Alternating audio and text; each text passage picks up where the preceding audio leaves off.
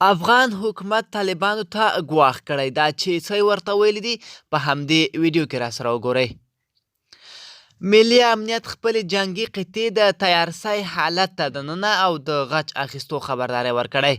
د افغانستان څارګرې ملي ادارې د سمنګانو له موټر بم برید وروسته خپلې ټولې ځانګړې او جنگي قطعې ته د تیارسۍ حالت ته داخل او پر طالبانو او نورو تروریستو ډلو د سختو او ځپونکو عملیاتو د پیل خبرداری ورکړی. له ملي امنیت خپره شوې خبرپاڼه کې راغلي چې طالبان او د هغوی بهرني ملاتړي چې هر چیرې وي غچ به ترې واخیستل شي. خبرپاڼه کاږي چې د سمنګانو برید په څیر عملي ترهګر د القاعده شبکې په مرسته پلان او ترسره کیږي. ملي امنیت ویلي طالبان د سولې د تړون سرغړونه کوي او د خپلو کړو وړو حساب به ورکوي. ملګرو، دا وه زموږ چمتو شوې ویډیو. د لا ښکلې ویډیوګانو لپاره زموږ ځواک ټي وي چینل در سره سبسکرایب کړئ او تر بلې ویډیو ښه وخت ولرئ.